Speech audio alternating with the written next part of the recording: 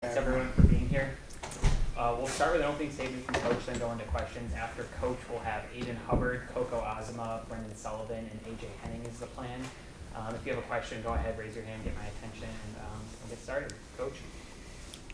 In a lot of ways, don't know where to start, but what I will say is I think today was a perfect reflection of what this group stands for and what they've been working to embody week in and week out. Just staying the course, taking it one day at a time. They committed, on Monday when they returned to the facility to just find a way to improve each day. Shift their focus to the next opponent, and I think that showed up in our play. Our guys took it one play at a time. There was ups and downs. The way that our offense bounced back today and really carried us in the first half and found ways to finish in the second half, and guys like Brendan Sullivan making plays and guys on the offense around him just finding ways to step up their level of play and support him. Defense finding ways to get big-time stops on fourth down. We'll go back and watch the film, and there's going to be plenty to learn from. But again, it really embodied so many of the things that this group stands for and that we've been speaking on. And I just can't express how proud I am of this team right now. Coach, when we spoke on Monday, you said this group was frustrated and they wanted to win this game and come back strong. What happened this week in practice that gave you the sense that this is a team that was going to come out here today? They just got back to work. And you could see it in their eyes and their body language on Monday. They needed, we needed to pull everyone together and continue to pour into them and bring them up. But no, they just went back to work. I mean, the way that they worked on Monday into Tuesday, and they continue to believe in themselves and continue to believe in one another. Just to follow up on that, after 4 losses, after each loss, you guys have bounced back with a win. What about this resiliency of this group has made that happen each and every week? I think it's a group that has just found a way to really compartmentalize, okay, we're going to learn from this previous game, and then we're going to move on to the next and put everything in our rear view. And, the challenge moving forward is to build off of this momentum, shift our focus to Iowa, and compartmentalize that and find a way to be at our best at Wrigley Field. Coach, Brendan threw for a career-high 265 yards today. What did you see from him, especially in that first half? A warrior, a young man that just continues to battle. A guy that believed in the guys around him. We're going to take care of him. Did a good job on some of the quick game of getting the ball out on time and putting in spots where our receivers could go make plays. But now a young man with resiliency, with a ton of fight, and simply said a warrior. It was awesome. Coach, talking a little bit more about Brendan, him and Mike Bajakian faced a lot of criticism after the 9-point game against Nebraska, and they nearly quadrupled that point output. What was it like to see them kind of fight through that and break through today? It was awesome. I think it just speaks to the belief that everyone has with one another, unshaken. There's always opportunities for growth, and our staff, this team, showed up on Sunday after a tough loss in Lincoln. Took 100% responsibility, extreme ownership, moved forward, and just said, we need to find a way to play winning football against Maryland. And that's what showed up today. It was a lot of fun. Coach, 4-1 at home, 0-3 on the road. What's special or what's different about playing at Braun Field? There's a lot of things. There's, rich tradition, a lot of history here. A fan base that is extremely passionate, to have our fans waiting for us when we get off the bus, the band playing for us, our student section showing up on a blackout. It's just the people that are here are fully invested in what this group is doing. Our guys sense that, they feel that, they feed off of that.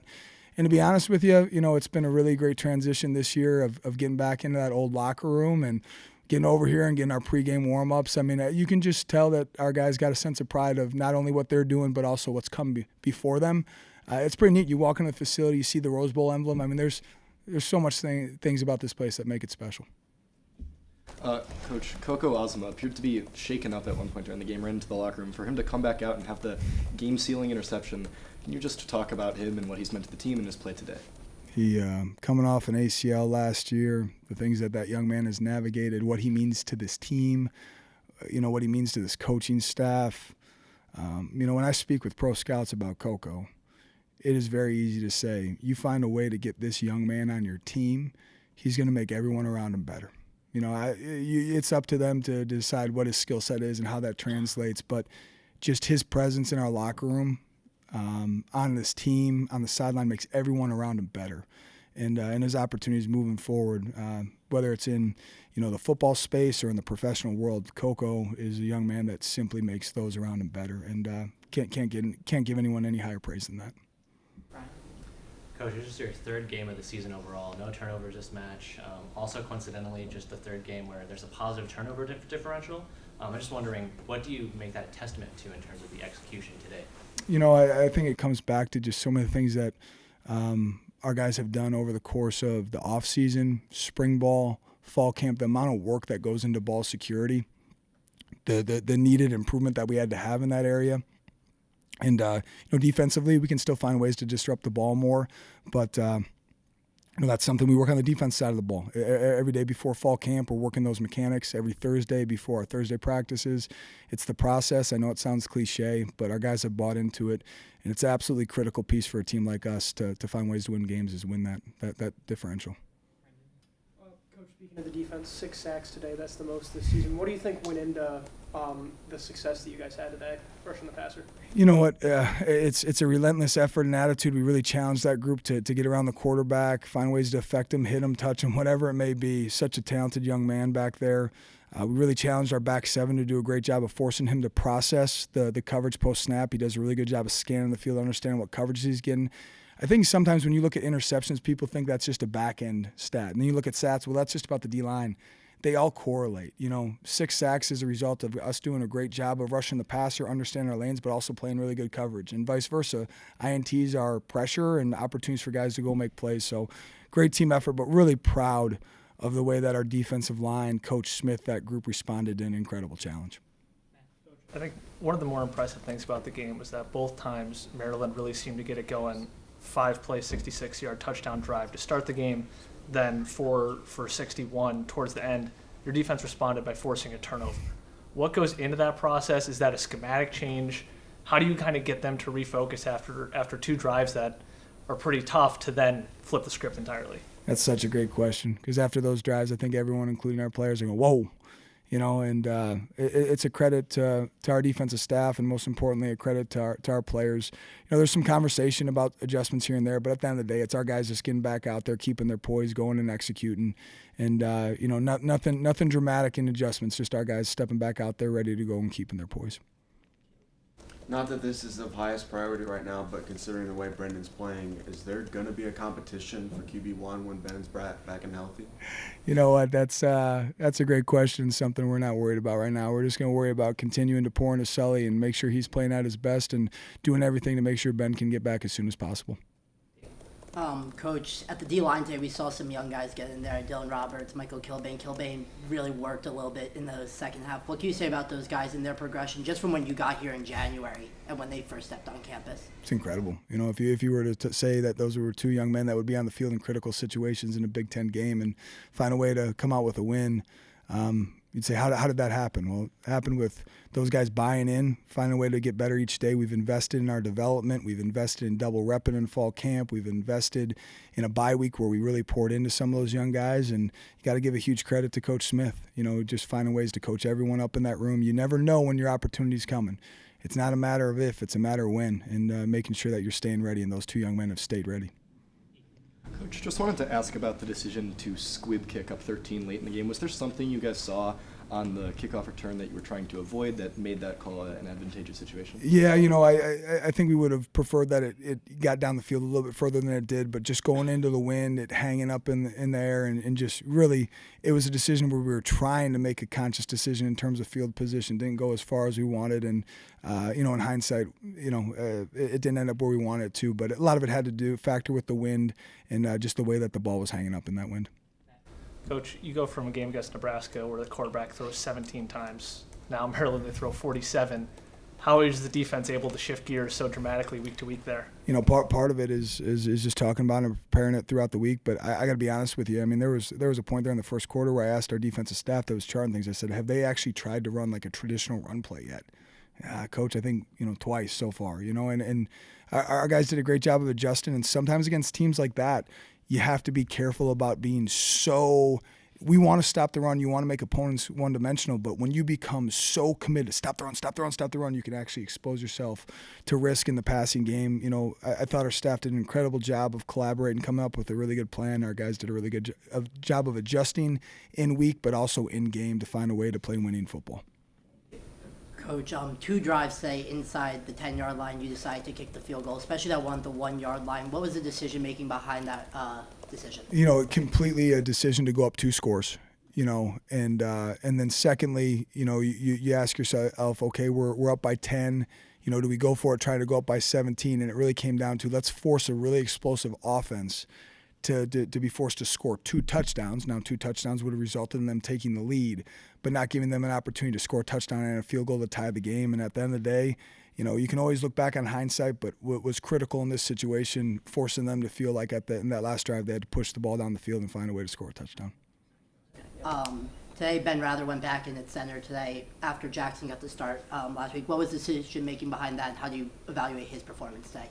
We'll take a look at the film and see how it went. But I'll tell you what, it doesn't matter if it's the center position or the quarterback position or the DB position. Or at the end of the day, the young men in this program understand that, coaching decisions are going to be made based on putting our team in the best situation to win games and weekly evaluation and weekly competition. And our guys embrace that competition. Ben did a great job of responding, had a great week of practice, and, stepped up to the challenge today.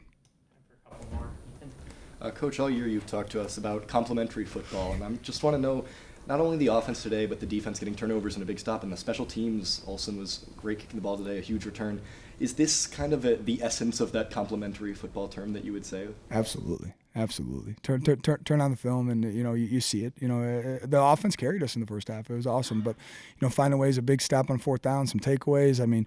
Good special teams. It's team football, and that's the way that the Cats have won for a long time. That's the way we got to continue to play if we expect more wins, and we will continue to make that our brand and our calling card. Coach, Brendan Sullivan led the team today, 56 rushing yards. Looked like he was seeking out contact on a lot of those runs. You called him a warrior. What does it mean to you and the rest of the guys to have a guy like that leading your team up and down the field every time? No, it's, the guys just gravitate towards Sully. They gravitate toward a lot of guys on our roster, but, seeking out contact, I promise you we don't coach that with our quarterbacks. But, we talk about, frequently, the difference between warriors and mercenaries. Warriors are purpose-driven. They know their purpose. They know what they're playing for. And I don't use that word lightly. Sully knows what he's playing for. He knows his purpose. Mercenaries are, we all know what it is. Play for pay and, fight for pay. We got a bunch of warriors in that room, and Sully embodies that in so many different ways. 4 wins now. You're 2 wins away from being bowl eligible. Can you just give us your initial reactions to that, sitting here as a head coach for the first time this year? You know what? Initial reactions super cliche, but let's get back to work. Let's put our focus on Iowa and see if we can get number 5. Last one, Matt. Coach, this is the second time you've pulled off a win as a double-digit underdog at Ryan Field. How have you been able to instill the mentality in your team to believe wins are possible when, again, odds are literally stacked against you that heavily? You know what? Those odds makers aren't sitting in our building. They're not in our position rooms. They don't know the heart that exists in that room. They don't know the purpose that drives these guys. So we'll let guys make their odds, and we'll just go back to work. Thanks, Coach. Thanks, Coach. Thanks, everyone. Congrats on the win. All right. We'll go right into questions for Brendan Sullivan and AJ Henning. If you have a question, go ahead, raise your hand, get my attention. If it's directed toward a specific person, you can do that. Alex?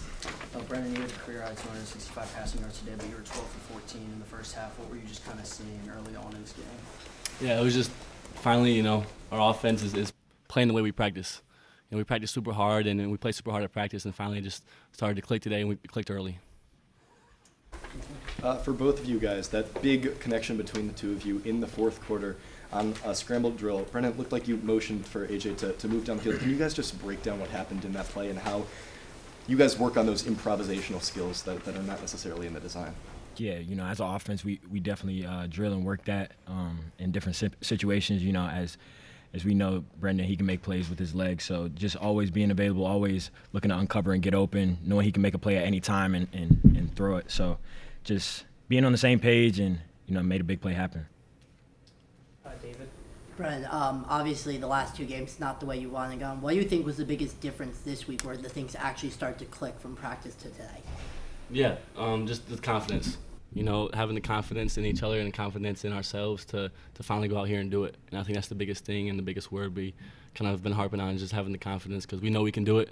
We've shown it, and just consistently doing it is the biggest thing. This is for both you guys. You had 4 receivers with more than 40 yards receiving today. What does it mean to you guys to have so many options, so many weapons to go to when you need a big play? Yeah, it's another thing for the opponents to come to prepare for. We got weapons everywhere. Guys in the slot, guys out wide, guys in the 3-point, tight end. So it's, we got weapons everywhere. You got to prepare for everybody. So it just makes us way more dynamic. Brendan, Coach described you as a warrior, and he also kind of commented on maybe you wanting to slide or avoid some hits. What does it mean to you to have him give you that kind of endorsement? And then also, do you plan to keep trying to fight for extra yards, or with some more experience, you're going to try and maybe go out of bounds a couple times? No, that means a lot. That's a man I respect and a man I love. So that means a lot coming from him. And if it means getting a couple extra yards, I'm going to take the hit. AJ, obviously, besides just being one of the top receivers on this team, you are very much involved in the special teams units. Obviously, you took a shot there on one of those punt returns. Why is it so important for you, even with your large offensive role, to continue to play special teams? Yeah, just doing anything I'm asked of the team. Being able to, the offense is going, the defense is going, and all 3 units clicking with the special teams as well. I want to be a big part of, making something happen, making a big play. A big play can happen at any point. The special teams play can turn the course of a game, as we've seen all over college football this year. So it's always been important to me to take my role serious wherever I've been put at, whether it's offensively or in the special teams role. But, I'll continue to do my job and continue to try to make plays when I can in the return game. Keep going. Brennan, obviously the past few weeks, the offensive line, you have been trying to figure out your communication throughout some sacks. What have you guys worked on the most to make sure that you can stay upright and deliver the football throughout this game? Yeah, I want to make clear that it's a full offensive problem. It was not something that solely was blamed on the O-line. And so it's just all of us coming together and clicking and finally, like I said, playing how we practice. And so it wasn't solely blamed on one position group. It's something that we all got to get better at, and we did today. Brendan, a bit of a full circle moment. Your first career start came against Maryland. Is that something that crossed your mind, and what goes into seeing an opponent again for the second time in your career? Yeah, it's definitely that much sweeter. Knowing that we could have had these guys last year, but it was a tough loss, and come out here to get this win, it means a lot. So yeah, definitely something that crossed my mind, but yeah, I was gonna get this win today. Actually, kind of a follow-up to that, Brendan, since it's been roughly a year since you come full circle there, what advice would you say that you would tell your younger self if you could have had an opportunity to talk about some of the things that you would go through over the next year, and then this win especially today? Yeah, that's a good question. No, just take a deep breath. You only get so many opportunities to play this game. Just take advantage of every rep you get. Just take a deep breath and play with some confidence. Don't let anybody tell you different. Just take a deep breath and play with the confidence. It's the biggest thing I tell myself. Brendan, a couple throws, found Cam on the sideline, found AJ on that deep ball, found Bryce for a touchdown, a couple big throws. What do you feel like as you're getting more starter reps, as you've now started 3 games in a row, that chemistry, what's that like? Yeah, the chemistry's always been there. We always rep these guys in the summer and in camp pretty equally throughout the quarterback. So the chemistry's there. So it's just something that we finally just translated into the game. But yeah, we all trust each other and we all love each other, so that helps a ton. This is for both of you. You guys had 6 trips to the red zone today, came away with points on all 6. What was the mentality going into those to make sure that you could finish the opportunities? Just finish. That was a big emphasis in practice this week. We know we would get opportunities to get down in the red zone, and we knew we had to make our opportunities count when we got down there. So any chance to come away with points, whether it's punching it in or coming away with 3, that would be big for us. AJ, so you're wearing the 96 Rose Bowl hat. The team's maintaining its bowl eligibility with this win. What do you think you guys are capable of the rest of the way? I would just say watch out, because this team has everything we want ahead of us. We're going to stay consistent in our preparation and keep putting it out all on the field every week. So, look forward to this team continuing to play hard, continuing to fight for one another, and continue to battle to the very end. For both of you guys, there have been times this season where the offense has really relied on the defense and the defense on the offense. After such a great offensive day, Can you describe what it feels like to sit on the sidelines and just put your faith in the defense to get that final stop, and what really goes through your head and the level of trust you have in the defense? No, it's something that, we've kind of struggled with this year is complementary football, and that came to fruition today is we played complementary football. Special teams was hitting, defense was hitting, they forced a couple turnovers. So, it felt good. We had all the faith in the world in those guys to get that stop in that last drive of the game. So, it felt great when we trust those guys. Brett, obviously going into the season, you were sitting behind Ben. Now with Ben out, what have your conversations been like through his injury? How has he helped you prepare now as the starter of this team? Yeah, he's played a lot of games. He has a lot under his belt in his career, so he's just passed his knowledge on to me through whether it's going through progressions or reading defenses. He's passed his knowledge on to me, and he's been a super helpful guy on the sideline and everything. And then talking about the defensive reliability, another area that's excelled with special teams. Jack was 4 for 4 today. How important is it for you guys to know that sometimes when you're heading off the field that you're still going to get points? Yeah, and AJ touched on it earlier, but it's just complementary football. Anything can hit at all phases of the game, offense, defense, special teams. And so having the special teams, set us up for a great field position really just gives the offense confidence to go out there and finish the drive. AJ, obviously you missed a game earlier this season. Just health-wise, how do you feel right now heading into this back half of the season? I feel great. I feel good. Thanks, guys. Thank you. Thanks, guys.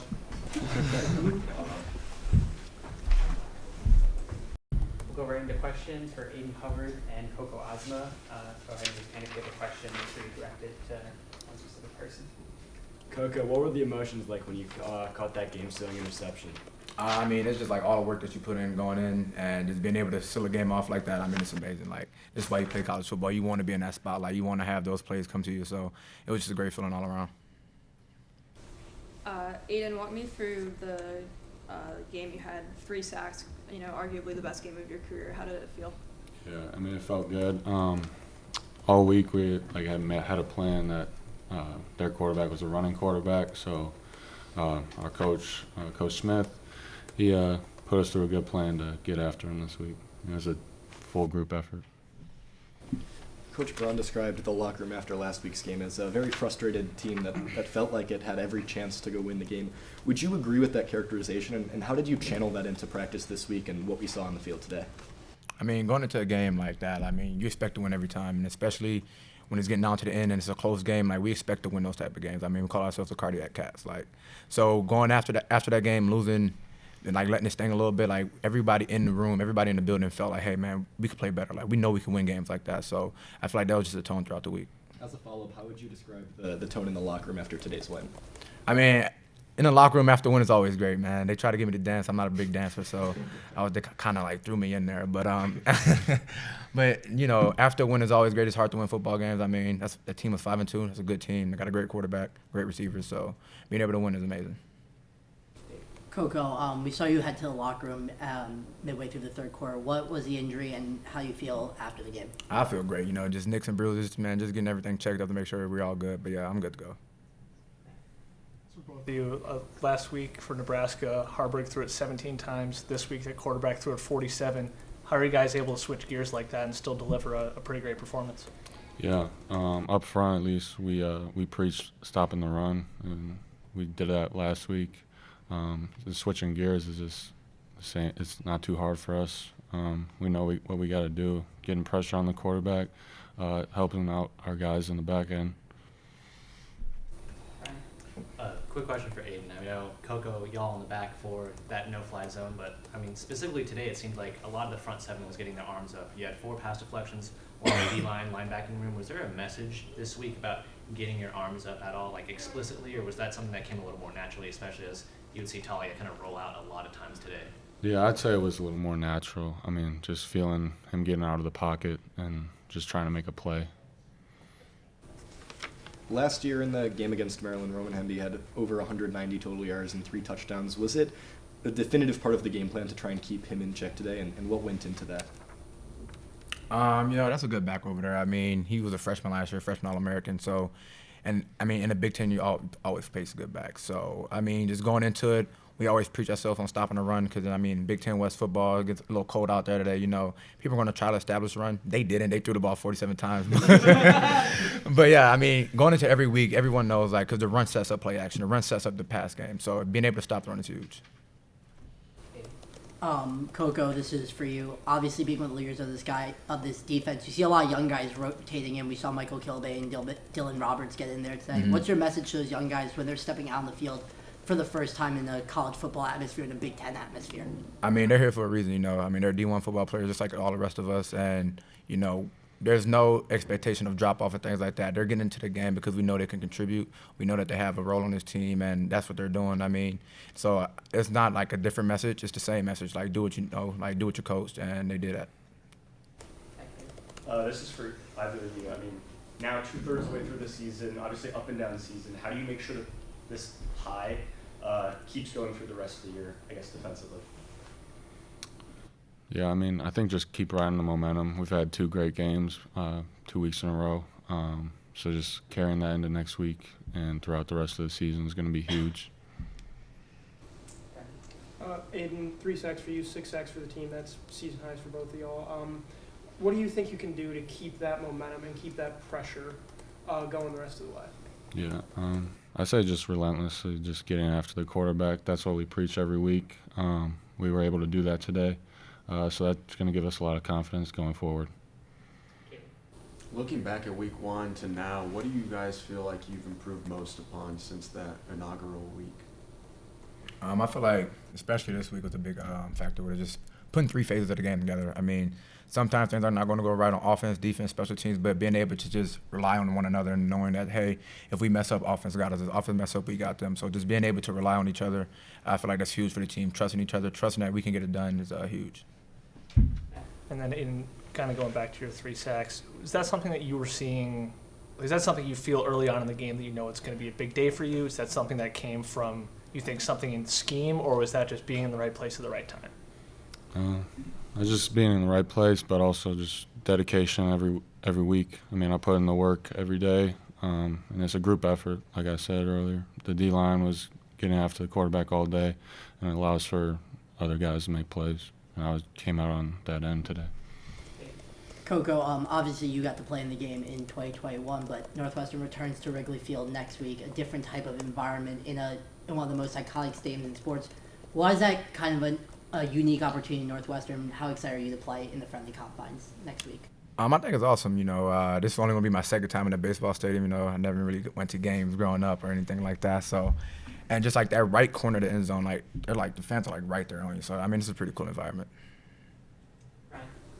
Coco, I'll just kind of recycle this one, knowing that both you and Sully over the last year have been through a lot with you, ACL. Even earlier this game, you mentioned nicks and bruises, come back to the game-sealing interception. I'm kind of wondering if you had the chance to like tell yourself going through rehab last year, like any message, like what would you try and say to him? I mean, the only thing is keep pushing. I mean, you went through a lot of things, like you said, ACL, had to get a cleanup surgery on that. Like, so it was a lot of setbacks, but, you know, just having faith, you know, faith in God and things like that, and just knowing that, you know, your time's going to come, just keep pushing, because that's the only thing you can do. I mean, no one's going to feel sorry for you. No one cares if you're hurt right now. They only care about what you can do. So just having that message, and I had, like, last year we had 6 guys with ACLs. Like, we had a lot of guys. So going through rehab with them, being able to lean on each other, we called ourselves ACL bros. So, I mean, just having that group with us, I mean, just keep pushing, honestly. All right, thanks, guys. Thank You you. guys.